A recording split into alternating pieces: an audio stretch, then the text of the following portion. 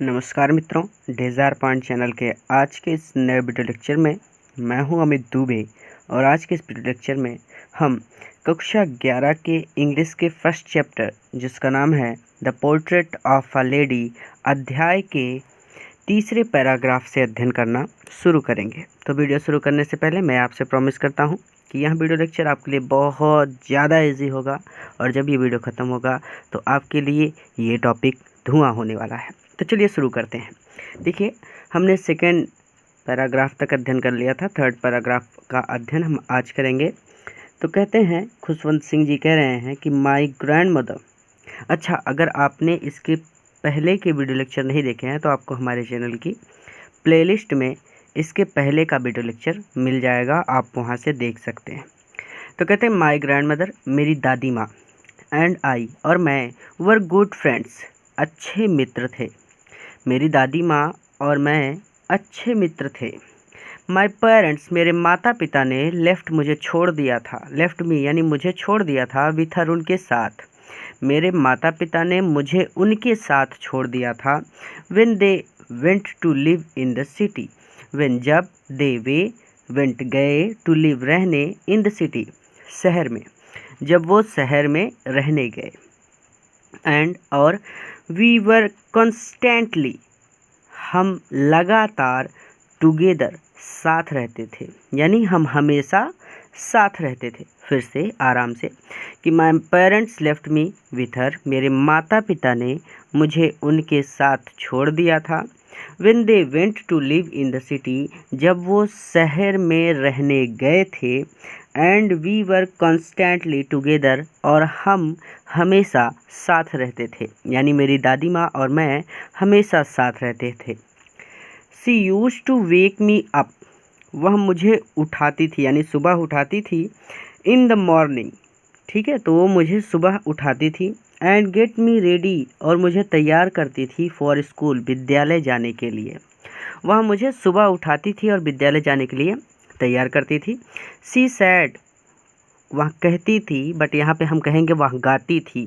हर morning prayer, अपनी सुबह की प्रार्थना। तो पहले इस शब्द को ध्यान से समझिए कि वह अपनी सुबह की प्रार्थना को गाती थी। In a monotonous sing song, monotonous मतलब होता है लगातार, यानी एक ही चीज़ को बार बार गाना। जैसे दादा दादी होते हैं घर में, तो वो कोई एक श्लोक हो या कोई एक मंत्र हो या कोई एक प्रेयर हो जिसे वो लगातार गाते रहें, जैसे ओम भूर्भुवस्सुः तत्सवितुर्वरेण्यम ये हो गया, या फिर कोई और मंत्र या श्लोक होता होगा ऐसा जो आपके दादा दादी या घर में कोई व्यक्ति गाता है।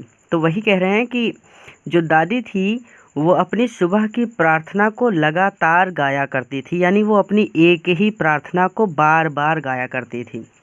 वाइल, जब, सी बाथ एंड ड्रेस्ड मी, जब वो मुझे नहलाती थी और कपड़े पहनाती थी, यानी मेरी दादी माँ जब मुझे नहलाती थी और कपड़े पहनाती थी तो वह अपनी सुबह की प्रार्थना को बार बार गाया करती थी। इन द होप, इस उम्मीद में, दैट आई वुड लिसन, कि इसे सुनकर, I get to know it by heart. By heart, I get to know it, इसका मतलब है याद कर लेना। Get to know it by heart, इसका मतलब होता है याद कर लेना, यानी यह कविता मुझे या फिर यह प्रार्थना मुझे याद हो जाएगी, इस उम्मीद में कि यह प्रार्थना मुझे याद हो जाएगी। जब आप कोई काम बार बार करते हैं तो उसकी आपको आदत बन जाती है। कोई एक प्रार्थना आप बार बार सुनेंगे तो वह प्रार्थना आपको याद हो जाएगी। जैसे विद्यालय में प्रार्थना होती है तो एक तरह से वो प्रार्थना आपकी ज़बान पर होती है। जनगणमन होता है तो वो आपके ज़बान पर होता है, यानी कोई चीज़ जब बार बार की जाती है तो वो हमें याद हो जाती है। ठीक है, तो फिर से एक बार, कहीं नहीं जा रहा, आराम से, कि she said her morning prayers in a monotonous sing song, यानी वह अपनी सुबह की प्रार्थना को लगातार या फिर बार बार गाया करती थी। While she bath and dressed me, जब वो मुझे नहलाती थी और कपड़े पहनाती थी। इन द होप, इस आशा में, that I would listen and get to know it by heart, कि इस उम्मीद में कि मैं इसे सुनकर याद कर लूँगा। आई लिसन्ड बिकॉज, देखिए क्या कह रहे हैं खुशवंत सिंह जी, की कहते हैं कि आई लिसन्ड, मैं सुनता था, बिकॉज क्योंकि, आई लव्ड हर वॉइस, क्योंकि मुझे उनकी आवाज़ पसंद थी। बट लेकिन never bother to learn it, लेकिन मैंने इसे याद करने का कभी प्रयास नहीं किया। बॉदर मतलब कोशिश करना, एक तरह से कह सकते हैं, ठीक है। तो मैंने इसे याद करने का कभी भी प्रयास नहीं किया। Then she would fetch my wooden slate. देखिए, फेच मतलब होता है लाना, तो then she would fetch my wooden slate. देखिए, आप अपने दादा दादी से या फिर माता पिता से पूछेंगे, हाँ आपके माता पिता से पूछेंगे तो वो भी आपको बता देंगे। पहले एक लकड़ी की तख्ती हुआ करती थी और उसी लकड़ी पर या फिर स्लेट बोला करते थे, तो उस पर लोग लिखा करते थे, ठीक है। खुद हमने भी लिखा है, तो इसीलिए आप पूछेंगे तो आपको अच्छी तरह से बता देंगे। तो उस पर लोग लिखा करते थे, ठीक है। तो वही यहाँ पे कह रहे हैं कि then she would fetch my wooden slate, तब वह मेरी लकड़ी की तख्ती लाती थी। तख्ती मतलब स्लेट। आप इसे एक और भाषा में कह सकते हैं, जिस पर आप एग्ज़ाम लिखते टाइम जो आप दफ्ती लेकर जाते हैं, दफ्ती या फिर आप जो कुछ भी बोलते हैं उसको, उसे भी कह सकते हैं, बट स्लेट कहें तो ज़्यादा अच्छा है। तो तब वह मेरी लकड़ी की स्लेट लाती थी, ठीक है। विच सी हैड ऑलरेडी वॉश्ड, जिसे उन्होंने, ध्यान से समझिए नहीं तो आप कंफ्यूज हो जाएंगे। Then she would fetch my wooden slate, तब वो मेरी लकड़ी की तख्ती लाती थी। इसको हम यहाँ पे छोटा कर देते हैं, ठीक है। तो हमारा यहाँ तक काम हो गया, तो हम इसको थोड़ा सा काट देते हैं, ये हो गया। Then she would fetch my wooden slate, तब वो मेरी लकड़ी की तख्ती लाती थी। Which she had already washed, यहाँ पे भी काट देते हैं। विच, जिसे सी हैड ऑलरेडी वॉश्ड, जिसे उन्होंने पहले से ही धोया होता था। वॉश मतलब धोना होता है, तो जिसे उन्होंने पहले से ही धोया होता था। देखिए हो गया ना, इतना हो गया। देखिए पहले ये है कि then she would fetch my wooden slate, तब वह मेरी लकड़ी की तख्ती लाती थी। फिर उसके बाद ये ख़त्म। Win which she had already washed, जिसे उन्होंने पहले से ही धोया होता था। एक ही सेंटेंस को कई हिस्सों में तोड़ रहा हूँ ताकि आप समझ जाएं, कोई डाउट ना रहे, ठीक है। तो इतना भी हो गया। अब इसके आगे चलते हैं। एंड प्लास्टर्ड, प्लास्टर करना यानी पुताई करना, और पोता होता था विथ येलो चाक, पीली चाक से या फिर मुल्तानी मिट्टी से। आपकी बुक में मुल्तानी मिट्टी ही दिया है शायद, मैंने देखा तो नहीं, बट मुल्तानी दिया होगा, क्योंकि एक दिन मैं ऐसे पढ़ भी रहा था। तो चलिए, तो आप इसे मुल्तानी मिट्टी कह सकते हैं या फिर येलो चाक कहना चाहें तो आप येलो चाक भी कह सकते हैं। तो कहते हैं कि एंड प्लास्टर्ड विथ येलो चाक, और मुल्तानी मिट्टी से पुताई करी होती थी। तो हमारा ये सेंटेंस कंप्लीट हो गया। थोड़ा सा देख लेते हैं एक बार फिर से। Then she would fetch my wooden slate, आप बताइए इसकी क्या हिंदी है। इसकी हिंदी है तब वह मेरी लकड़ी की तख्ती या फिर स्लेट लाती थी, ठीक। यहाँ तक हमारा काम हो गया। विच सी हैड ऑलरेडी वॉश्ड, इसका हिंदी है कि जिसे उन्होंने पहले से ही धोया होता था। एंड प्लास्टर्ड विथ येलो चाक, और मुल्तानी मिट्टी से इसकी पुताई करी होती थी, ठीक है। अटिनी अर्थन इंक पॉट, आर्टिनी, टीनी मतलब छोटा, तो एक छोटा अर्थन मिट्टी का, इंक पॉट दवात, स्याही और दवात आपने सुना होगा, तो इंक पॉट और एक छोटा मिट्टी का दवात लाती थी। एंड अ रेड पेन, और एक लाल कलम लाती थी। Tie them all in a bundle, tie मतलब होता है बांधना, देम मतलब उन सभी को, देमाल मतलब उन सभी को, टाई बांधती थी, इन अ बंडल एक बंडल में, उन सभी को एक बंडल में बांधती थी। And hand it to me, और मुझे दे देती थी, और मुझे दे देती थी। आफ्टर अ ब्रेकफास्ट, ब्रेकफास्ट के बाद, ऑफ अ थिक स्टेल चपाती, देखिए मोटी चपाती, आप सीधे सीधे यहाँ पे कहिए। इस थिक स्टेल चपाती, बासी, स्टेल मतलब बासी होता है, तो आप चाहें तो बासी कहें या फिर मैं तो कहूँगा कि आप इसे मोटी कहें तो ज़्यादा सही रहेगा। चलिए ठीक है, बासी ही कहते हैं।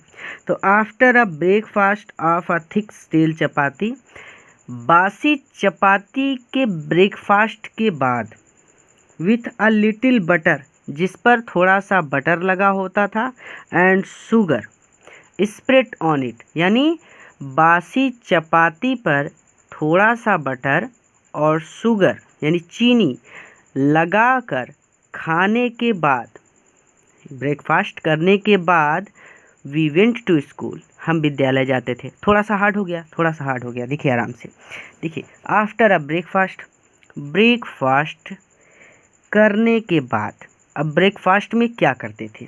ऑफ अ थिक स्टील चपाती, एक बासी चपाती पर विथ अ लिटिल बटर, थोड़ा सा बटर, मक्खन एंड शुगर, और थोड़ी सी शक्कर, स्प्रेड ऑन इट, फैलाकर यानी लगाकर। एक बासी चपाती पर थोड़ा सा बटर और थोड़ी सी शक्कर लगाकर खाने के बाद वी वेंट टू स्कूल, हम विद्यालय जाते थे। तो आसान हो गया, कोई बड़ी बात नहीं है कि एक बासी चपाती हुआ करती थी और उस बासी चपाती पर ये लोग थोड़ा सा बटर यानी मक्खन लगाते थे और थोड़ी सी शुगर यानी चीनी लगाकर उसे खाते थे, और उसे खाने के बाद ये विद्यालय जाते थे।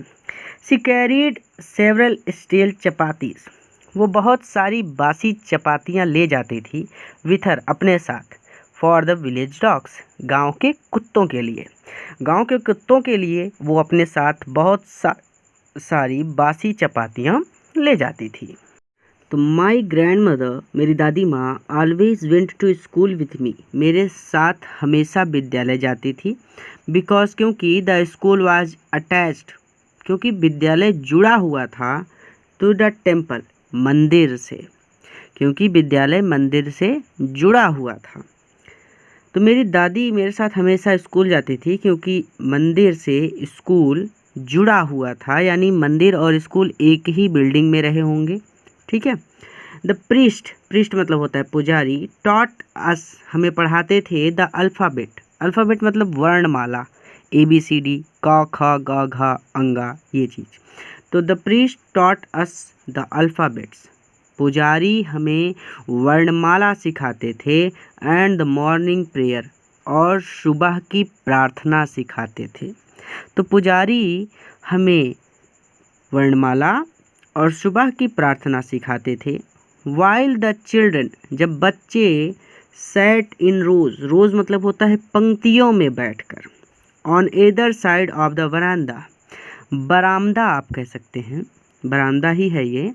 तो बरामदा के दोनों तरफ, जैसे ये बरामदा है, ये गलियारा है, तो यहाँ पे भी बच्चे, यहाँ पे भी बच्चे, यहाँ पे भी बच्चे, यहाँ पे भी बच्चे, यहाँ पे भी बच्चे, यहाँ पे भी बच्चे, यानी बीच में जाने का स्थान, बाकी दोनों साइड बच्चे। तो दोनों तरफ बच्चे, या आप ऐसे कहिए कि बरामदे के दोनों तरफ बच्चे बैठकर सिंगिंग, गाते थे, द अल्फ़ाबेट, वर्णमाला, और द प्रेयर, या फिर प्रार्थना को, इन अ चोरस, चोरस मतलब होता है एक साथ मिलकर गाना, यानी सभी बच्चे एक साथ मिलकर गाते हैं तो थोड़ा सा ऐसा लगता है ना कि बहुत सारे लोग एक साथ मिलकर गा रहे हैं, तो वही चीज़, चोरस मतलब सब लोग साथ मिलकर गाते थे।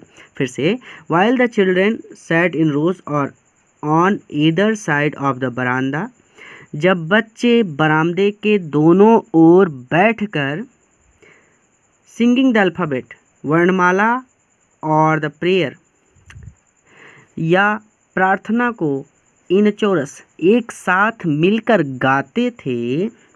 माई ग्रैंड मदर, मेरी दादी माँ, सैड इन साइड, तो मेरी दादी माँ अंदर बैठकर रीडिंग द स्क्रिप्चर्स, स्क्रिप्चर मतलब धार्मिक ग्रंथ, धार्मिक पुस्तकें, तो मेरी दादी माँ अंदर बैठकर धार्मिक पुस्तकें पढ़ती थी।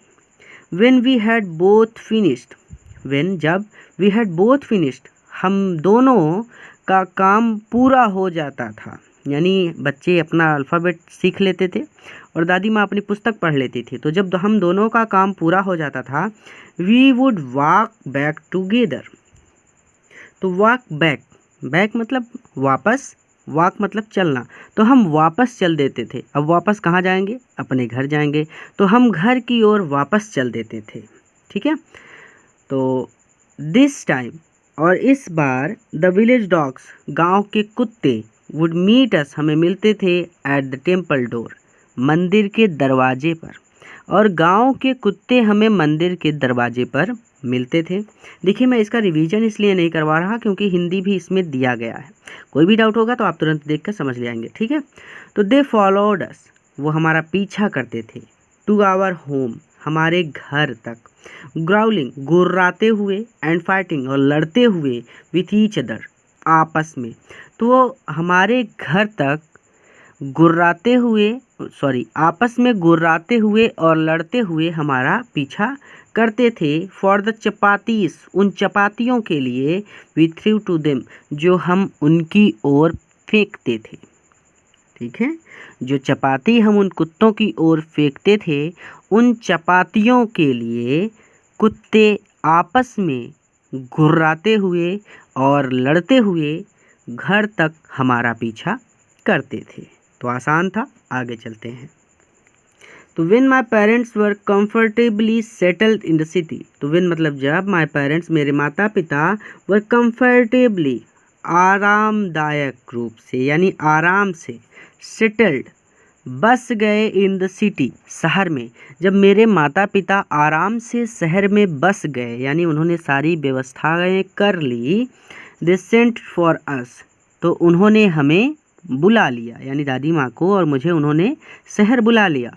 That was a turning point in our friendship, that was यहाँ पर यानी इस बात पर, जब ये लोग शहर चले गए तो that was a turning point, turning point मतलब मोड़, तो ये एक मोड़ आ गया इन आवर फ्रेंडशिप, हमारी मित्रता में। तो मेरी दादी माँ की और मेरी मित्रता में एक मोड़ आ गया। Although we shared the same room, देखिए आल्दो यद्यपि we shared the same room, हम एक ही कमरे में रहते थे। यद्यपि हम एक ही कमरे में रहते थे, ध्यान दीजिएगा, एक ही घर में एक ही कमरा, यद्यपि हम एक ही कमरे में रहते थे। My grandmother no longer came to school with me, मेरी दादी माँ no longer came to school with me, अब मेरे साथ विद्यालय नहीं आती थी। यद्यपि हम एक ही कमरे में रहते थे, पर अब मेरी दादी माँ मेरे साथ विद्यालय नहीं आती थी। I used to go, used to का यूज होता है करता था या किया करता था। ठीक है, तो आई यूज टू गो, मैं जाया करता था, टू एन इंग्लिश स्कूल, एक अंग्रेजी विद्यालय में, इन अ मोटर बस, एक बस से, मैं एक बस से एक अंग्रेजी स्कूल में जाया करता था। देयर वर नो डॉग्स, वहाँ पर कुत्ते नहीं थे। इन द स्ट्रीट, गलियों में, वहाँ पर गलियों में कुत्ते नहीं थे। And she took to feeding sparrows, और इस सेंटेंस को थोड़ा ध्यान से समझिए कि there were no dogs in the street, यहाँ पर हम थोड़ा सा इसको छोटा कर लेंगे अपना। ठीक है, तो there were no dogs in the street, वहाँ पर गलियों में कुत्ते नहीं थे, यानी वहाँ की गलियों में कुत्ते नहीं थे। एंड और सी टुक टू फीडिंग, उन्होंने फीडिंग खिलाना शुरू कर दिया, स्पैरोस चिड़ियों को, इन द कर्टयार्ड आंगन में, of our city home, our मतलब हमारे, सिटी मतलब शहर के, होम मतलब घर में, तो हमारे शहर के घर के आंगन में उन्होंने चिड़ियों को खिलाना शुरू कर दिया। फिर से कि हमारे आवर सिटी हाउस, शहर के घर के, कर्टयार्ड आंगन में, स्पैरोस चिड़ियों को, सी टुक टू फीडिंग उन्होंने खिलाना शुरू कर दिया। ठीक है, आगे चलते हैं।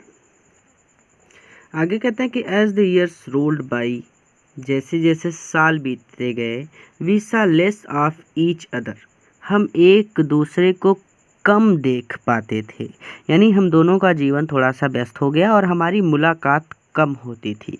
तो जैसे जैसे साल बीतते गए हम एक दूसरे से कम मिलने लगे। फॉर सम टाइम, कुछ समय तक, सी कंटिन्यूड, उन्होंने जारी रखा, टू वेक मी अप, मुझे उठाना यानी मुझे सुबह उठाना उन्होंने जारी रखा, यानी कुछ समय तक तो वो मुझे सुबह उठाया करती थी। And get me ready for school, और विद्यालय के लिए मुझे तैयार किया करती थी। ऐसा कब तक हुआ? कुछ समय तक। तो for some time she continued to wake me up and get me ready for school, तो कुछ समय तक वह मुझे उठाया करती थी और विद्यालय के लिए तैयार किया करती थी। व्हेन आई केम बैक, और जब मैं वापस आता था, शी वुड आस्क मी, वह मुझसे पूछती थी, what the teacher had taught me, कि मुझे अध्यापक ने क्या पढ़ाया है। I would tell her English words. I would tell, मैं उन्हें बताया करता था। इंग्लिश वर्ड्स, अंग्रेजी शब्द, मैं उन्हें अंग्रेजी शब्द बताया करता था। यानी जो कुछ भी बताता था वो सब इंग्लिश में होता था, क्योंकि इंग्लिश मीडियम स्कूल था, हिंदी मीडियम तो था नहीं। तो मैं उन्हें अंग्रेजी शब्द बताया करता था। एंड लिटिल, और थोड़ा बहुत, थिंग्स, यानी कुछ चीज़ें बताया करता था, थोड़ी बहुत चीज़ें बताया करता था। ऑफ वेस्टर्न साइंस, पश्चिमी विज्ञान के बारे में, और थोड़ा बहुत पश्चिमी विज्ञान के बारे में बताया करता था। एंड लर्निंग, यानी ज्ञान विज्ञान, लर्निंग मतलब ज्ञान और साइंस मतलब विज्ञान, तो पश्चिमी ज्ञान विज्ञान के बारे में बताया करता था।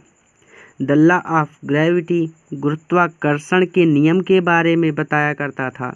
आर्किमिडीज प्रिंसिपल, आर्किमिडीज के सिद्धांत के बारे में बताया करता था। द वर्ल्ड बीइंग राउंड, यह संसार गोल है, यह पृथ्वी गोल है, ये भी बताया करता था। ETC, और ऐसी बहुत सारी चीज़ें बताया करता था। यानी ETC मतलब वगैरह वगैरह, बहुत सारी ऐसी चीज़ें बताया करता था। फिर से देख लेते हैं, कोई डाउट नहीं होना चाहिए कि I would tell her English words, मैं उन्हें अंग्रेजी शब्दों में बताया करता था। And little things of western science and learning, थोड़ा बहुत पश्चिमी ज्ञान विज्ञान के बारे में बताया करता था। द लॉ ऑफ ग्रेविटी, गुरुत्वाकर्षण के नियम के बारे में बताया करता था। आर्किमिडीज के प्रिंसिपल, यानी आर्किमिडीज के सिद्धांत के बारे में बताया करता था। द वर्ल्ड बीइंग राउंड, यानी पृथ्वी के गोल होने के बारे में बातें करता था, मैं उन्हें यह भी बताता था कि पृथ्वी गोल है। ETC, और ऐसी ही बहुत सारी मैं उन्हें बातें बताता था। दिस मेड हर अनहैप्पी, और इससे वो अनहैप्पी, थोड़ी सी दुखी हो जाती थी, इससे वो दुखी हो जाती थी। सी कुड नॉट हेल्प मी, कि सी कुड नॉट हेल्प मी, वह मेरी सहायता नहीं कर सकती थी। विथ माई लेसन्स, मेरे अध्याय में, मेरी पढ़ाई में वो मेरी सहायता नहीं कर सकती थी। मेरे अध्यायों में, मेरे पाठों में वो मेरी सहायता नहीं कर सकती थी। आप जो चाहे वो कह सकते हैं, कोई डाउट नहीं होना चाहिए। आप सीधे सीधे चाहे तो आप यहाँ भी कह सकते हैं कि वह मेरी she could not help me with my lessons, वह मेरे अध्यायों में मेरी सहायता नहीं कर सकती थी। सी डिड नॉट बिलीव, वह विश्वास नहीं करती थी। इन द थिंग्स, उन चीज़ों पर। दे टॉट, जो वो हमें पढ़ाते थे। एट इंग्लिश स्कूल, अंग्रेजी विद्यालयों में, जो चीज़ें वो हमें अंग्रेजी विद्यालय में पढ़ाते थे, उन पर सी डिड नॉट बिलीव, वह विश्वास नहीं करती थी। एंड वाज डिस्ट्रेस्ड, और इससे थोड़ी सी नाराज थी। That there was no teaching, कि वहाँ पर कुछ भी नहीं पढ़ाया जाता। अबाउट गॉड, ईश्वर के बारे में, इस बात पर वह थोड़ी सी नाराज थी या फिर दुखी होती थी कि ईश्वर के बारे में यहाँ पर, यानी इन विद्यालयों में कुछ नहीं पढ़ाया जाता। एंड द स्क्रिप्चर्स, और धार्मिक ग्रंथों के बारे में, यानी कि ईश्वर और धार्मिक ग्रंथों के बारे में इन विद्यालयों में कुछ भी नहीं पढ़ाया जाता। इस बात से वो थोड़ी सी दुखी थी। ठीक है, फिर से कि she did not believe in things, वह विश्वास नहीं करती थी। द थिंग्स, उन चीज़ों पर। They taught at English school, जो वो अंग्रेजी विद्यालय में पढ़ाते थे। एंड वाज डिस्ट्रेस्ड, और दुखी थी। दैट कि there was no teaching about God and the scriptures, कि वहाँ पर ईश्वर और स्क्रिप्चर्स, धार्मिक ग्रंथों के बारे में कुछ भी नहीं पढ़ाया जाता। वन डे, एक दिन, आई अनाउंस्ड, मैंने बताया, that we were being given music lessons, कि हमें म्यूज़िक यानी संगीत सिखाया जा रहा है। एक दिन मैंने बताया कि हमें संगीत सिखाया जा रहा है। सी वॉज वेरी डिस्टर्ब, और इससे वो बहुत ज़्यादा परेशान हो गई। इस बात को सुनकर वो बहुत ज़्यादा परेशान हो गई। टू हर, उनके हिसाब से, म्यूज़िक हैड ल्यूड एसोसिएशंस, और ल्यूड एसोसिएशन मतलब होता है कोई अशोभनीय चीज़ जो शोभा ना दे। तो उनके हिसाब से संगीत अशोभनीय था। टू हर, उनके हिसाब से, म्यूज़िक हैड ल्यूड एसोसिएशंस, उनके हिसाब से संगीत जो था वो थोड़ा सा अशोभनीय था, या फिर आप ऐसे कह सकते हैं कि ये भले लोगों को शोभा नहीं देता गाना बजाना। ठीक है। It was the monopoly, it was the monopoly, यह एकाधिकार था, यानी कह सकते हैं कि किसी विशेष के लिए ही यह था, यानी कुछ खास दर्जे के लोग ही यह चीज़ें सीखते थे। और उन खास दर्जे के लोगों में कौन कौन थे आते थे? ऑफ हायर लॉर्ड्स, वैश्याओं के लिए था, एंड बिगर्स, और भिखारियों के लिए। यानी it was the monopoly, monopoly मतलब एकाधिकार। ठीक है, बुक पे दिया है, आप देखना चाहे तो देख सकते हैं। तो it was the monopoly of lords and beggars, यहाँ वैश्याओं और भिखारियों का एकाधिकार है। यानी अपनी जीविका कमाने के लिए ये चीज़ें, भिखारी भीख मांगता है तो वो गा कर मांगता है, तो वही चीज़ें कहते हैं कि वे ये वैश्याओं और भिखारियों का एकाधिकार है। And not meant for gentle folk, और सज्जन व्यक्तियों को यह शोभा नहीं देता। जेंटल फॉक मतलब हमारे जैसे, मतलब दादी माँ के हिसाब से, कि दादी माँ यानी हम जैसे सज्जन व्यक्तियों को, दादी माँ ये सोचती थी कि हमारी तरह सज्जन व्यक्तियों को संगीत शोभा नहीं देता है। आसान था, फिर से थोड़ा सा ज़्यादा हो गया, ध्यान से समझिए कि टू हर, उनके हिसाब से music had lewd associations. Music had lewd associations मतलब म्यूज़िक यानी संगीत सीखना या फिर संगीत अशोभनीय था। उनके हिसाब से संगीत अशोभनीय था। It was the monopoly of her lords and beggars, यहाँ भिखारियों और वैश्याओं का एकाधिकार था। And not meant for gentle folk, और सज्जन लोगों को यह शोभा नहीं देता था। सी सैड नथिंग, उन्होंने कुछ भी नहीं कहा, यानी उन्होंने कुछ भी नहीं कहा, मुझसे तो उन्होंने कुछ नहीं कहा। खुशवंत सिंह जी कहते हैं दादी माँ ने मुझसे कुछ नहीं कहा, बट हर साइलेंस, लेकिन उनकी चुप्पी मींट डिसअप्रूवल, यानी उनकी चुप्पी का अर्थ नाराज़गी था। उन्होंने कुछ भी नहीं कहा, यानी वह बोली तो कुछ नहीं, लेकिन उनकी चुप्पी का मतलब नाराज़गी था। She rarely talk to me after that, after that इसके बाद, she rarely talk to me, वो बहुत मुश्किल से ही मुझसे बात करती थी, यानी उसके बाद वो मुझसे कभी कभी ही बात करती थी, यानी ज़्यादा बात नहीं करती थी। ठीक है, तो इस तरह से हमने यहाँ तक देखा। आगे कहते हैं कि when I went up to university, जब मैं यूनिवर्सिटी अर्थात विश्वविद्यालय में गया, यानी अपनी इन्होंने इंटर तक की क्लासेस कंप्लीट कर ली, और जब ये विश्वविद्यालय में गए तो I was given a room of my own. तो आई वॉज गिवन मुझे मिला, मुझे दिया गया, पैसिव वॉइस में है सेंटेंस, अ रूम एक कमरा, ऑफ माई ओन मेरा खुद का। तो मुझे मेरा खुद का एक कमरा मिला, या फिर आप कह सकते हैं कि मुझे अलग से एक कमरा दिया गया। तो when I went up to new university, जब मैं विश्वविद्यालय में गया तो I was given a room of my own, तो मुझे मेरा खुद का एक कमरा मिला।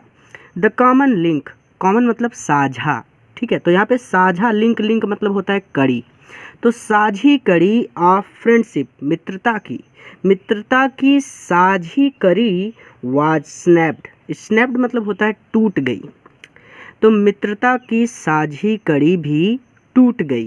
कहना क्या चाहते हैं? कहने का मतलब ये है कि पहले ये और इनकी दादी माँ एक ही कमरे में रहते थे, लेकिन अब चूंकि इन्हें नया कमरा मिल गया तो ये और इनकी दादी माँ दोनों लोग अलग अलग कमरे में रहने लगे, तो वो जो साझी कड़ी वो कमरा था ना, वो अब बट गया। तो इसलिए कह सकते हैं कि यहाँ पे इनके दोनों लोगों के बीच की जो मित्रता थी उसकी साझी कड़ी टूट गई, यानी मित्रता की साझी कड़ी टूट गई। फिर से, the common link of friendship, मित्रता की कॉमन लिंक, साझी कड़ी वाज स्नैप्ड, टूट गई। तो माई ग्रैंड मदर, मेरी दादी माँ, एक्सेप्टेड ने स्वीकार कर लिया, हर सिक्लूजन विथ रिजाइग्नेशन, सिक्लूजन मतलब उनका अकेलापन, अपना अकेलापन दादी माँ ने स्वीकार कर लिया विथ रिजाइग्नेशन, यानी शांति से, शांत भाव से, यानी उन्होंने कोई विरोध नहीं किया कि मुझे अलग कमरा क्यों दे रहे हो, मैं इन्हीं के साथ रहना चाहती हूँ, ऐसा नहीं कहा उन्होंने क्या किया कि शांत स्वभाव से या फिर शांति से उन्होंने अपना अकेलापन स्वीकार कर लिया। किसने स्वीकार कर लिया? दादी माँ ने। ठीक है, तो दादी माँ ने my grand mother accepted her situation with resignation. मेरी दादी माँ ने अपना अकेलापन शांति से स्वीकार कर लिया। सी रेयरली लेफ्ट, वह बहुत मुश्किल से छोड़ती थी हर स्पिनिंग व्हील। स्पिनिंग मतलब आप आराम कुर्सी कह सकते हैं। ठीक है, दादी माँ जो थी वो आराम कुर्सी पर बैठा करती थी, और यहाँ पे स्पिनिंग व्हील मतलब है कि आराम कुर्सी। ठीक है, तो she rarely left her spinning wheel, वह अपनी आराम कुर्सी रेयरली कभी कभी ही छोड़ा करती थी, यानी बहुत मुश्किल से छोड़ा करती थी, टू टॉक टू एनीवन, किसी से बात करने के लिए। यानी वो अब हमेशा अपनी आराम कुर्सी पर ही बैठी रहती थी, यहाँ पे ये कहना चाहते हैं। ठीक है, तो सेंटेंस को समझिए, यहाँ पे क्या कह रहा है कि सी रेयरली लेफ्ट, रेयरली मतलब बहुत मुश्किल से, लेफ्ट मतलब छोड़ना, हर मतलब अपनी, स्पिनिंग व्हील मतलब आराम कुर्सी, वो अपनी आराम कुर्सी को बहुत मुश्किल से छोड़ती थी। यानी कहने का मतलब है कि अपनी आराम कुर्सी को कभी कभी छोड़ती थी, टू टॉक टू एनीवन, किसी से बात करने के लिए। यानी यहाँ पे देख सकते हैं कि वे किसी से बात करने के लिए चरखा नहीं छोड़ती थी। यहाँ पे सीधा सीधा कह दिया गया है कि नहीं छोड़ती थी। चरखा मतलब वही आराम कुर्सी। कहने का सीधा मतलब है कि वो हमेशा अब अपनी आराम कुर्सी पर ही बैठी रहती थी। From sunrise to sunset, sunrise मतलब सूर्योदय से, सनसेट सूर्यास्त तक। She sat by her wheel spinning, वो अपनी आराम कुर्सी पर बैठी रहती थी, एंड रिसाइटिंग प्रेयर्स, और प्रार्थना गाती रहती थी। ठीक है, कोई दिक्कत नहीं होनी चाहिए। प्रेयर मतलब प्रार्थना, तो अपनी वो पूजा पाठ करती रहती थी, हमेशा ईश्वर का नाम जपती रहती थी। ठीक है, तो यही कहने का मतलब है कि वो सूर्योदय से सूर्यास्त तक अपनी आराम कुर्सी पर बैठी रहती थी और प्रार्थना गाती रहती थी। ओनली इन द आफ्टरनून, केवल दोपहर के समय, आफ्टरनून यानी दोपहर के समय, सी रिलैक्स्ड, वह आराम करती थी, फॉर अ वाइल कुछ समय तक, टू फीड खिलाने के लिए, द स्पैरोज पंछियों को। यानी केवल दोपहर के समय, only in the afternoon she relaxed, वह आराम करती थी, फॉर अ वाइल कुछ समय के लिए, केवल दोपहर को ही वो कुछ समय के लिए आराम करती थी, टू फीड जब वो खिलाती थी, द स्पैरोज पक्षियों को, जब वो पक्षियों को खिलाती थी तभी दोपहर में वो थोड़ा सा आराम करती थी। While she sat in the बरामदा, जब वो बरामदे में बैठती थी, breaking the bread into little bits, breaking the bread, bread मतलब रोटी आप कह सकते हैं, तो रोटी को इनटू लिटिल बिट्स छोटे छोटे टुकड़ों में तोड़ती थी।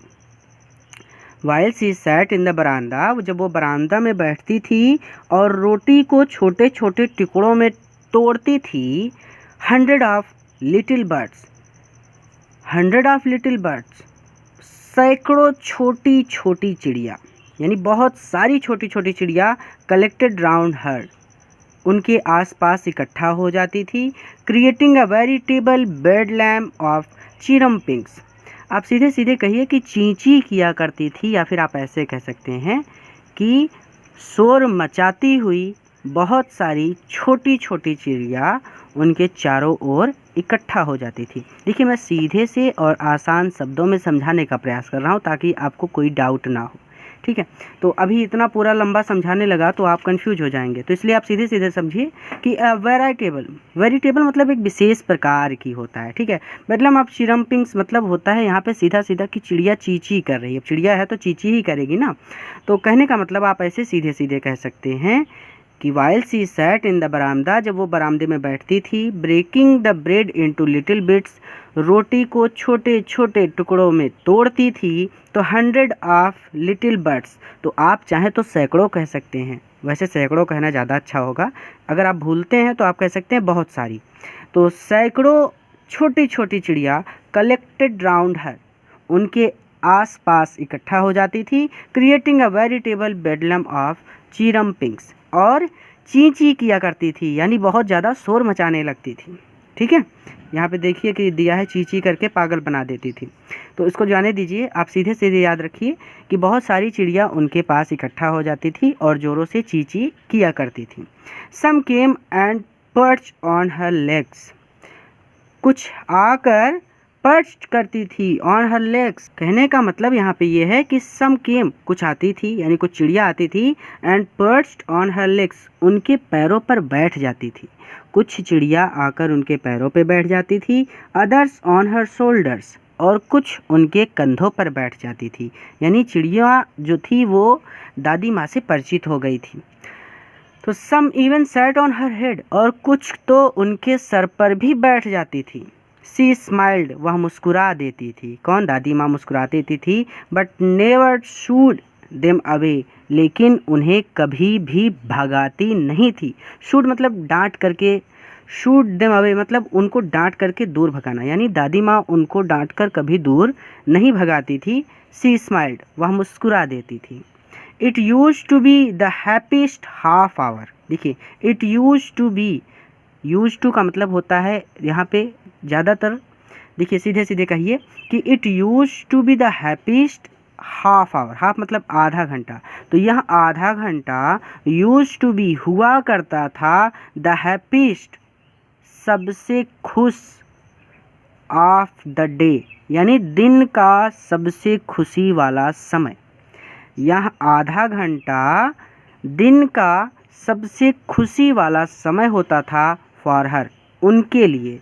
यानी फिर से, it used to be the happiest half hour of the day for her, यह आधा घंटा उनके लिए, फॉर ऑफ द डे, पूरे दिन का सबसे अधिक खुशी का समय होता था। यानी इस आधे घंटे वो सबसे ज़्यादा खुश रहा करती थी। सीधी सी बात थी, आ गया समझ में? फिर से आराम से कि it used to be the happiest half hour of the day for her, तो फॉर हर उनके लिए, ऑफ द डे दिन का, उल्टा बता रहा हूँ, देखिए सीधा, पहले इनके लिए, ऑफ फॉर हर उनके लिए, ऑफ द डे दिन का, हाफ आवर यह आधा घंटा, हैप्पीस्ट सबसे खुशी का समय हुआ करता था। ठीक है, तो it used to be the happiest half hour of the day for her, तो यह आधा घंटा उनके लिए पूरे दिन का सबसे खुशी का समय हुआ करता था। तो चलिए आगे चलते। तो when I decided to go abroad for future studies, तो व्हेन जब आई डिसाइडेड मैंने निश्चय किया, टू गो अब्रॉड विदेश जाने का, फॉर फ्यूचर स्टडीज़ आगे की पढ़ाई के लिए। तो जब आगे की पढ़ाई के लिए मैंने विदेश जाने का निश्चय किया, I was sure my grand mother would be upset, तो आई वॉज श्योर, मैं श्योर था, माई ग्रैंड मदर की मेरी दादी माँ, वुड बी अपसेट परेशान हो जाएंगी, यानी मुझे विश्वास था कि मेरी दादी माँ परेशान हो जाएंगी। I would be away for 5 years, क्योंकि मैं 5 सालों तक दूर रहूँगा। I would be away for 5 years, मैं 5 सालों तक दूर रहूँगा। And at her age, and देखिए बात को ध्यान से समझिएगा, एंड और at her age, her age मतलब दादी माँ की जो एज थी, उनकी उम्र के हिसाब से, वन कुड नेवर टेल, कोई भी नहीं बता सकता। यहाँ पे क्या नहीं बता सकता, यहाँ पे सेंटेंस को समझिए, नहीं तो आप कंफ्यूज हो जाएंगे। देखिए, आई would be away for 5 years, मैं 5 सालों के लिए दूर रहूँगा, यहाँ तक सही है। एंड और एट हर एज, उनकी जो उम्र है, वन कुड, कोई भी नेवर टेल नहीं बता सकता, यानी उनकी उम्र के बारे में अब कोई अनुमान नहीं लगाया जा सकता कि वो कितने लंबे समय तक जीवित रहेंगी, क्योंकि वो बहुत ज़्यादा वृद्ध हो गई थी। तो यही बात लेखक को परेशान कर रही है कि मैं तो 5 सालों के लिए चला जाऊंगा और मैं तो विदेश में रहूंगा, यहाँ मेरी दादी माँ के साथ क्या हो जाए। तो ये बात यहाँ पे यही कहना चाहते हैं कि उनकी आयु के बारे में कुछ भी कहा नहीं जा सकता था, ठीक है, कि वो अब कितने लंबे समय तक जीवित रहेंगी। तो आप सीधे सीधे कहेंगे कि I would be away for 5 years, मैं 5 सालों तक दूर रहूँगा। And at her age one could never tell, और अब उनकी उम्र के बारे में कुछ भी कहा नहीं जा सकता, ठीक है। बट माई ग्रैंड मदर, लेकिन मेरी दादी माँ, कुड जानती थी, यानी वो जानती थी कि अभी 5 साल तक मैं और ज़िंदा रहूँगी। यानी कहने का मतलब यहाँ पे है कि but my grand mother could, मेरी दादी माँ बता सकती थी आपको कि वो अभी भी जीवित रहेंगी, यानी अभी और ज़्यादा जीवित रहेंगी, 5 साल से भी ज़्यादा जीवित रहेंगी, ये कहने का मतलब है। तो but my grand mother could, लेकिन मेरी दादी माँ बता सकती थी। फिर से समझ लीजिए, नहीं तो कन्फ्यूज हो जाएंगे कि I would be away for 5 years, मैं 5 सालों तक दूर रहूँगा। And at her age one could never tell, और उनकी आयु के बारे में अब कुछ कहा नहीं जा सकता, यानी उनकी आयु के बारे में अब कोई नहीं जानता कि वो कितने लंबे समय तक जीवित रहेंगी। ठीक है, सीधा सीधा कह रहा हूँ। बट माई ग्रैंड मदर, लेकिन मेरी दादी माँ कुड जानती थी। ठीक है, इतना कहना ठीक है। But my grand mother could, लेकिन मेरी दादी माँ जानती थी। क्या जानती थी? यही जानती थी कि वो अभी और ज़्यादा जीवित रहेंगी, तो परेशान होने की बात नहीं है। She was not even sentimental, sentimental देखिए, वो तो भावुक भी नहीं हुई। इतना उनको कॉन्फिडेंस था कि वो 5 साल से भी ज़्यादा जीवित रहेंगी, इसलिए देखिए कह रहे हैं कि वो थोड़ा सा भावुक भी नहीं हुई। She came to leave me, वहाँ मुझे छोड़ने आई at the railway station, railway station पर। बट डिड नॉट टॉक, लेकिन बात नहीं की, और शो एनी इमोशन, और ना ही कोई इमोशन दिखाया।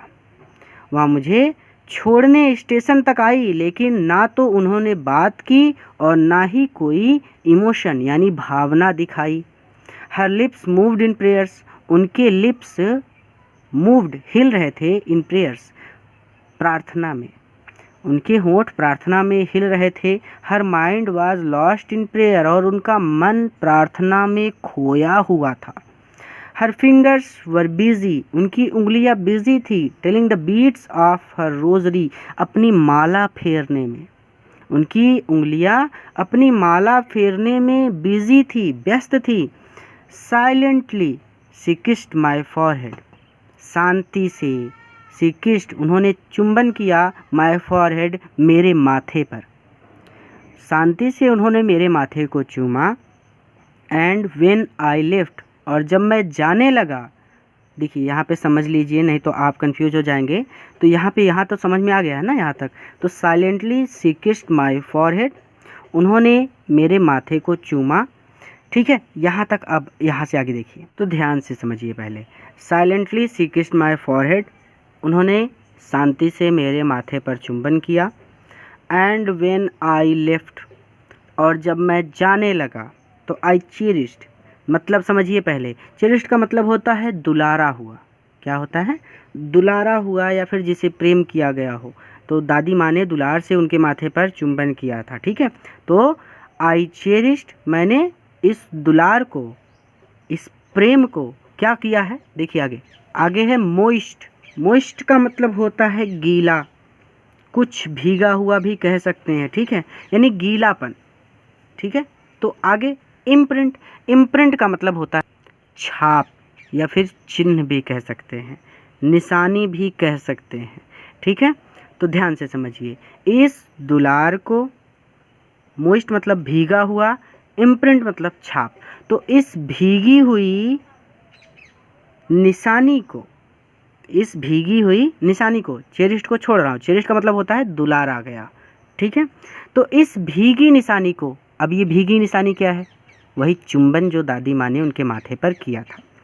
तो इस भीगी निशानी को एज परहैप्स, परहैप्स मतलब होता है शायद, द लास्ट साइन, अंतिम निशानी, या फिर अंतिम निशानी ही कहिए, अंतिम निशानी ऑफ फिजिकल कांटेक्ट, यानी फिजिकल कांटेक्ट जब दो लोग एक दूसरे से मिलते हैं। फिजिकली मतलब आप उन्हें, सामने वाले को टच कर सके।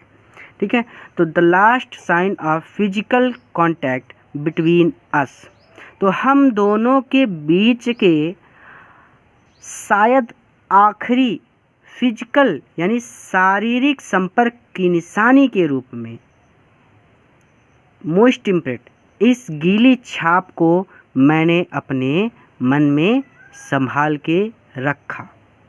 फिर से यहाँ पे एक बार देख सकते हैं कि जब मैं चला तो मैंने उस गीली छाप को अपने शारीरिक संपर्क की अंतिम मूल्यवान निशानी समझकर उसे अपने मन में संभाले रखा। तो ये तो थोड़ा सा हार्ड हो गया, मैं फिर से समझाता हूँ कि व्हेन आई लेफ्ट, और जब मैं चला या फिर जब मैं जाने लगा, तो I cherish the most imprint, तो मैंने इस गीली छाप को संभाल के रखा। कहाँ संभाल के रखा? अपने मन में। एज परहैप्स, क्योंकि इन्हें परहैप्स मतलब यहाँ पे इसलिए लगाया गया है क्योंकि इन्हें संदेह था कि मेरे लौट के आने पर शायद दादी माँ जीवित नहीं रहेंगी, इसलिए यहाँ पे परहैप्स है।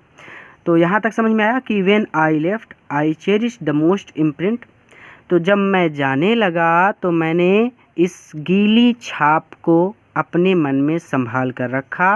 एज परहैप्स, क्योंकि शायद लास्ट साइन यहाँ अंतिम निशानी थी ऑफ फिजिकल कॉन्टैक्ट बिटवीन अस, हम दोनों के बीच के शारीरिक संपर्क की, क्योंकि यहाँ हम दोनों के बीच के शारीरिक संपर्क की अंतिम निशानी थी, इसीलिए मैंने इस चुंबन को, आप सीधे सीधे कह सकते हैं चुंबन, या फिर इस गीली छाप को अपने मन में संभाले रखा। व्हेन आई लेफ्ट, जब मैं चला।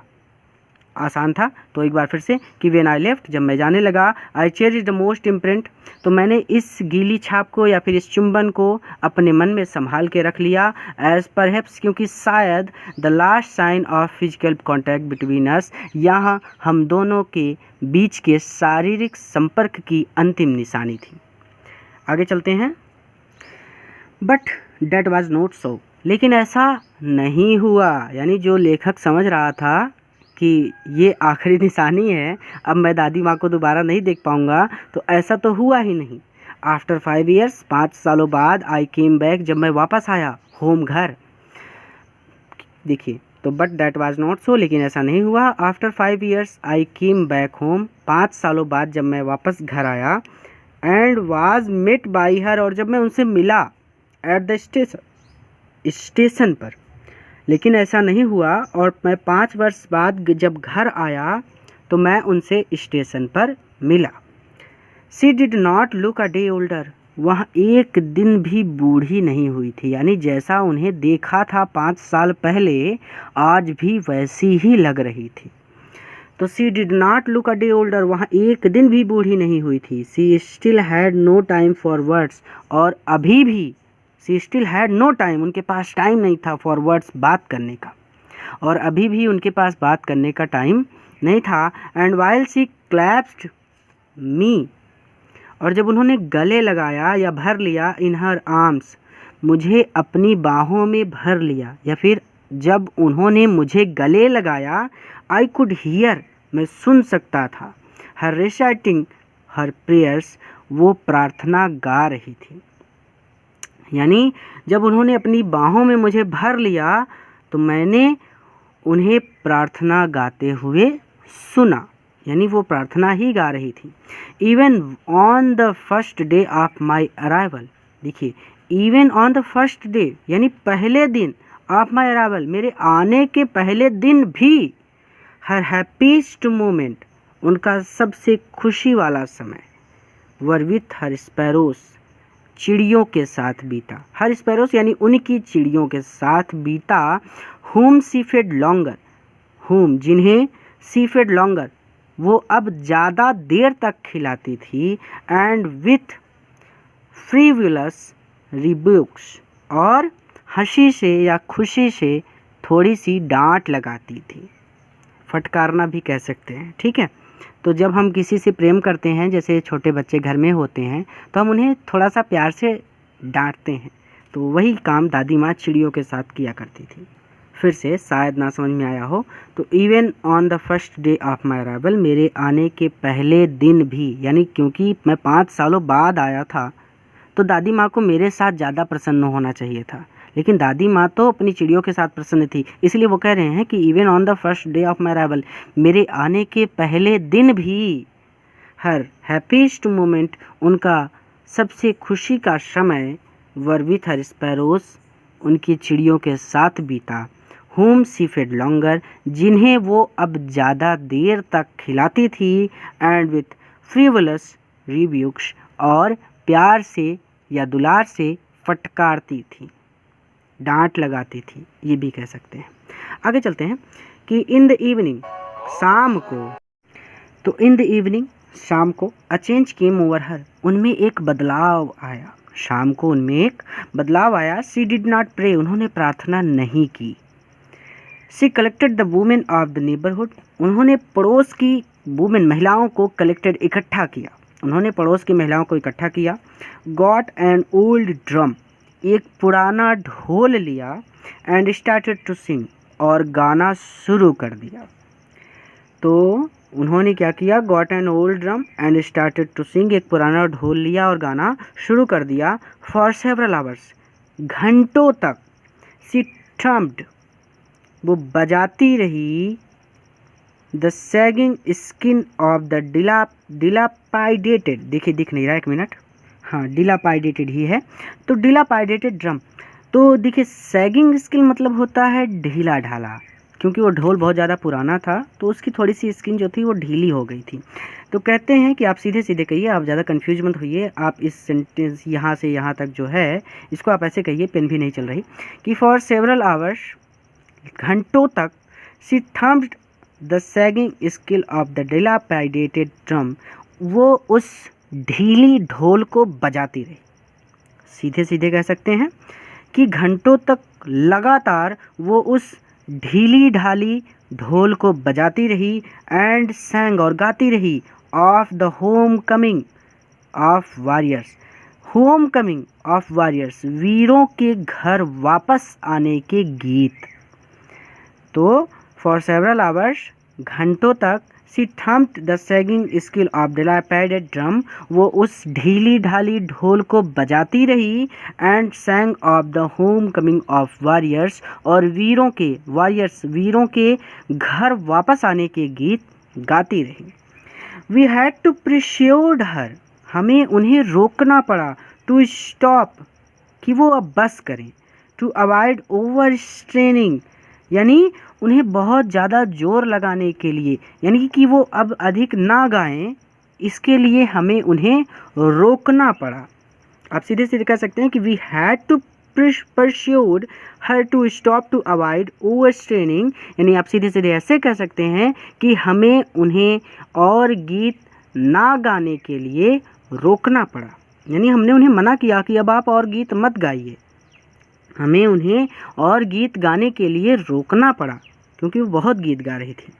That was the first time, यह पहली बार था। सिंस आई हैड नोन, जब मैंने देखा था, हर उन्हें, दैट की सी डिड नॉट प्रे, उन्होंने प्रार्थना ना की हो। ये पहली बार था जब मैंने उन्हें देखा था कि उन्होंने प्रार्थना ना की हो। ठीक है, फिर से कि यह वाला सेंटेंस नहीं समझ में आया ना, तो देखिए, we had to persuade her to stop to avoid over straining, आप ऐसे कहिए कि हमें उन्हें और अधिक गीत गाने के लिए रोकना पड़ा, यानी हमने उन्हें रोक दिया कि अब वो और गीत ना गाएं। That was the first time since I had known her that she did not pray, और ये पहली बार था जब मैंने यह देखा कि उन्होंने प्रार्थना नहीं की। तो द नेक्स्ट मॉर्निंग, अगली सुबह, सी वॉज टेकन इल, वह बीमार हो गई। अगली सुबह वह बीमार हो गई। It was a mild fever, यह एक हल्का बुखार था। And the doctor told us, और डॉक्टर ने हमें बताया, दैट इट वुड गो, कि ये चला जाएगा, यानी ये हल्का बुखार था और डॉक्टर ने कहा कि ये ठीक हो जाएगा। But my grand mother thought differently, but लेकिन माई ग्रैंड मदर, मेरी दादी माँ, थॉट डिफरेंटली, लेकिन मेरी दादी माँ का विचार कुछ और था। मेरी दादी माँ का विचार कुछ और था। सी टोल्ड अस, उन्होंने हमें बताया, that her and was near, कि उनका अंतिम समय आ गया है। तो सी सैड, उन्होंने कहा, दैट की since only a few hours, ध्यान से समझिएगा इस लाइन को, कि since only a few hours, only a few hours, केवल कुछ घंटे, before the close of last chapter of her life. बात को ध्यान से समझिए, बहुत बड़ा सेंटेंस है और इसका मतलब तो बहुत छोटा सा है, कि बिफोर द क्लोज, इससे पहले कि बंद हो जाए, ऑफ द लास्ट चैप्टर, अंतिम अध्याय, ऑफ हर लाइफ, उनके जीवन का। अंतिम अध्याय मतलब क्या? अंतिम अध्याय मतलब आखिरी समय उनका आ गया है, ये वो बात जान गई हैं और वही कहती हैं कि last chapter of her life, उनके जीवन का अंतिम अध्याय, क्लोज, बंद हो, बिफोर, इससे पहले। सी हैड ओमिटेड, वो भूल गई थी। ओमिटेड मतलब होता है, आप भूलना ही कह दीजिए, ठीक है, परेशान नहीं होना। टू प्रे, उन्होंने प्रार्थना करना छोड़ दिया था। ओमिटेड मतलब होता है छोड़ना, यानी वो प्रार्थना करना भूल गई थी। इसे हम सीधे सीधे शब्दों में कैसे कह सकते हैं, ऐसे कह सकते हैं कि सी सैड, उन्होंने कहा, दैट कि since only a few hours, केवल कुछ घंटे, before the close of the last chapter of her life, इसका पूरा का मतलब है अंतिम समय, बस और कुछ नहीं। तो अपना अंतिम समय, तो अपने अंतिम समय के कुछ घंटे पहले she had omitted to pray, वह प्रार्थना करना भूल गई थी, उन्होंने प्रार्थना नहीं की थी, ठीक है। तो अपने जीवन के अंतिम समय के कुछ घंटे उन्होंने प्रार्थना नहीं की थी। She was not going to waste any more time, और वो अब और टाइम बर्बाद नहीं करेंगी टॉकिंग टू अस, हमसे बात करने में, इसलिए वो अब हमसे बात करने में और समय बर्बाद नहीं करेंगी। फिर से नहीं समझ में आया कुछ भी, कोई बात नहीं, मैं हूँ ना, फिर से। सी सैड, दादी माँ कहती हैं, सी सैड, उन्होंने कहा, दैट कि since only a few hours, कि केवल कुछ घंटे, before the close of the last chapter of her life, यानी अपने अंतिम समय के कुछ घंटे, she had omitted to pray, वो प्रार्थना करना भूल गई थी।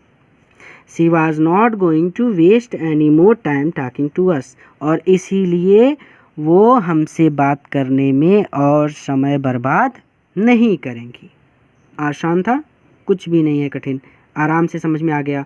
फिर से कि सी सैड, उन्होंने कहा, ये दादी माँ कहती हैं कि since only a few hours before the close of the last chapter of her life, अपने अंतिम समय के कुछ घंटे, she had omitted to pray, वो प्रार्थना करना भूल गई थी, यानी उन्होंने अपना प्रार्थना करना छोड़ दिया था। ओमिटेड मतलब छोड़ना होता है। यहाँ पे इस तरह से समझिए कि she had omitted to pray, उन्होंने प्रार्थना नहीं की थी। She was not going to waste any more time talking to us, और इसलिए वो अब हमसे बात करने में और समय बर्बाद नहीं करेंगी, ठीक है।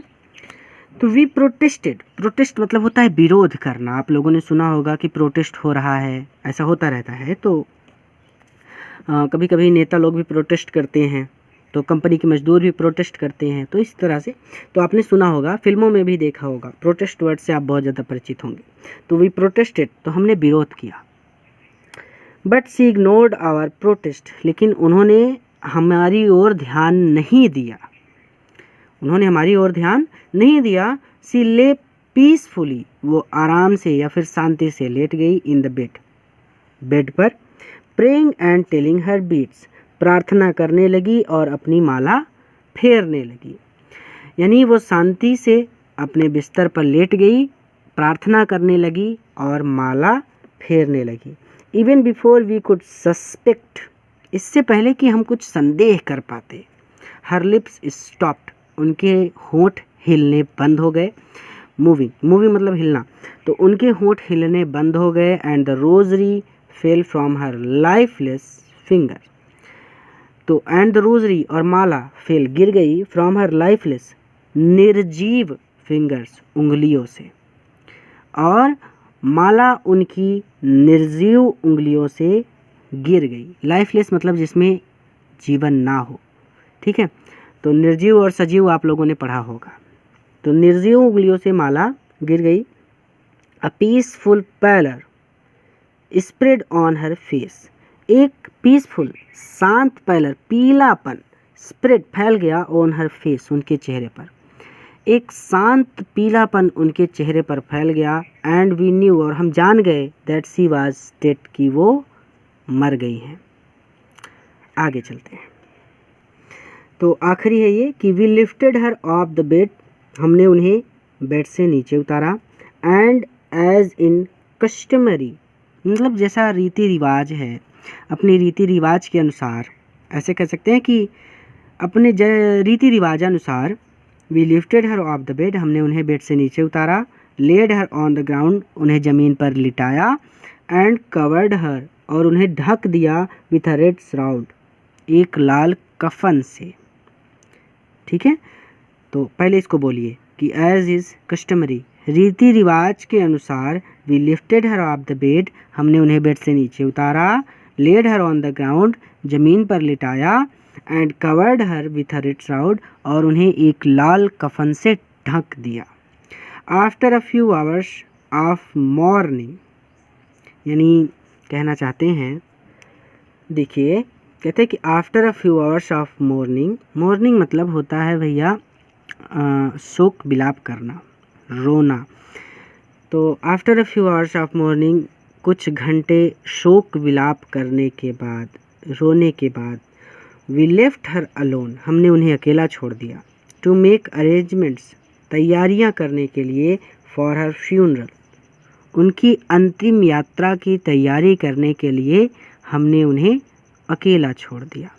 फ्यूनरल मतलब होता है दाह संस्कार वगैरह जो किया जाता है जहाँ पे, तो वही चीज़ फ्यूनरल के अंतर्गत सब कुछ आता है, यानी बॉडी को ठीक से सब कुछ करना। ठीक है, तो कहते हैं कि her alone to make arrangement for her funeral, तो उनके अंतिम संस्कार की तैयारियों के लिए हमने उन्हें अकेला छोड़ दिया। तो इन द इवनिंग, शाम को, we went to her room, हम उनके कमरे में गए, with a crude stretcher, stretcher मतलब होता है, क्रूड स्ट्रेचर मतलब अर्थी के साथ, to take her to be cremated, cremated मतलब होता है जलाना। तो जब शाम को हम अर्थी लेकर उनके कमरे में गए, क्रिमेटेड मतलब होता है जलाने के लिए, यानी ताकि हम उन्हें ले जाकर जला सकें, तो आप इसे सीधे सीधे कहिए कि in the evening we went to her room, जब हम शाम को उनके कमरे में गए, विथ अ क्रूड स्ट्रेचर, एक अर्थी लेकर, to take her to be cremated, ताकि हम उन्हें ले जाकर जला सकें। द सन वाज सेटिंग, सूर्यास्त हो रहा था, and had lit her room and verandah with a blaze of golden light, and had lit यहाँ भर रहा था हर रूम उनके कमरे को, एंड वरांदा और बरामदे को, with a blaze of golden light, सुनहरी किरणों से। सूर्य छिप रहा था और यहाँ उनके कमरे और बरामदे को सुनहरी किरणों से भर रहा था।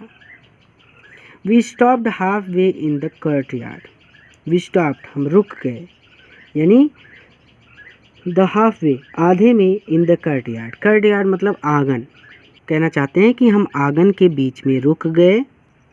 ऑल ओवर द बरामदा, पूरे बरामदे में, एंड इन हर रूम और उनके कमरे में, राइट अप टू वेयर जहाँ पर सी ले डेड, वह मृत लेटी हुई थी, एंड स्टिफ व्रैप्ड और कफन में ढकी हुई थी, इन द रेड श्राउड, यानी एक लाल कफन में ढकी हुई थी, व्रैप्ड मतलब होता है लपेटना, तो एक लाल कफन में ढकी हुई थी। फिर से कि ऑल ओवर द बरामदा, पूरे बरामदे में, इन हर रूम उनके कमरे में, राइट अप टू वेयर जहाँ पर शी ले dead and stiff in the red shroud, जहाँ पर वो मृत लाल कफन में लपेटी पड़ी थी।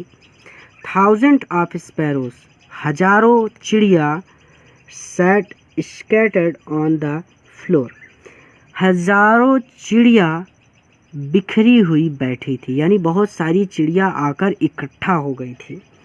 ठीक है, देयर वाज नो चिरम्पिंग, और वो आवाज़ नहीं कर रही थी, यानी वो चिड़िया जो थी चिरम्पिंग, चिड़िया ची ची करती है ना, तो चिड़िया ची ची नहीं कर रही थी।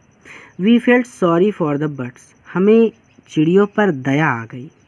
And my mother fetched some bread to them, और मेरी माँ ने फेच्ड कुछ रोटी के, सम ब्रेड फॉर देम, मेरी माँ ने उनकी ओर कुछ रोटी के टुकड़े फेंके। शी ब्रोक इट, उन्होंने इसे तोड़ा, इनटू लिटिल क्रम्स, छोटे छोटे टुकड़ों में, the way my grandmother used to, जैसा कि मेरी दादी माँ किया करती थी। And threw it to them, और इसे उनकी तरफ फेंक दिया। फिर से समझिए इसको, नहीं तो आप कंफ्यूज हो जाएंगे। देखिए कि we felt sorry for the birds, हमें पक्षियों पर दया आ गई। And my mother fetched some bread for them, मेरी माँ उनके लिए कुछ रोटियाँ लाई। Fetch some bread for them, मेरी माँ उनके लिए कुछ रोटियां लाई। She broke it into little crumbs, उन्होंने इसे छोटे छोटे टुकड़ों में तोड़ा। किसको तोड़ा? रोटी को। The way my grandmother used to, जैसा कि मेरी दादी माँ किया करती थी। And threw it to them, और इसे उनकी ओर फेंक दिया। किसकी ओर? चिड़ियों की ओर। आसान था। The sparrows took no notice of the bread, the sparrows, पंक्षियों ने, टुक नो नोटिस, थोड़ा भी ध्यान नहीं दिया, ऑफ द ब्रेड, रोटी की ओर। रोटी की ओर पंक्षियों ने जरा सा भी ध्यान नहीं दिया। When we carried my grandmother's corpse off, यानी जब हम अपनी दादी माँ के कॉप्स ऑफ, मृत शरीर को ले जा रहे थे। दे फ्ल्यू अवे क्वाइंटली, वो शांति से उड़ गई। ठीक है, देखिए कहते हैं कि when we carried my grandmother's corpse off, जब हम अपनी दादी माँ के मृत शरीर को लेकर चले या फिर लेकर जाने लगे। दे फ्ल्यू अवे क्वाइटली, तो चिड़िया यानी वो सभी चिड़िया शांति से उड़ गई। आज उन्होंने ची ची नहीं किया। देखिए चिड़ियों को भी दादी माँ से कितना प्रेम था। नेक्स्ट मॉर्निंग, अगली सुबह, द स्वीपर, सफाई वाले ने, अगली सुबह सफाई वालों ने Swift the bread crumbs, bread crumbs मतलब रोटी के टुकड़ों को, स्विफ्ट झाड़ू से इकट्ठा किया, इनटू द डस्टबिन, और डस्टबिन यानी कूड़ेदान में डाल दिया। नेक्स्ट मॉर्निंग, अगली सुबह, द स्वीपर मतलब सफाई वाले, स्विफ्ट मतलब झाड़ू से साफ करना, वो झाड़ू लगाते हैं ना रास्ते पे, तो वही। द ब्रेड क्रम्स, ब्रेड मतलब रोटी, क्रम्स मतलब टुकड़े, यानी रोटी के टुकड़ों को इकट्ठा किया, इनटू द डस्टबिन, और कूड़ेदान में डाल दिया। यानी चिड़ियों ने भी रोटी नहीं खाई थी। तो ऐसा प्रेम था चिड़ियों को दादी माँ से। तो चलिए अपने चैप्टर को यहीं पर समाप्त करते हैं। पूरा वीडियो देखने के लिए आपका बहुत बहुत धन्यवाद।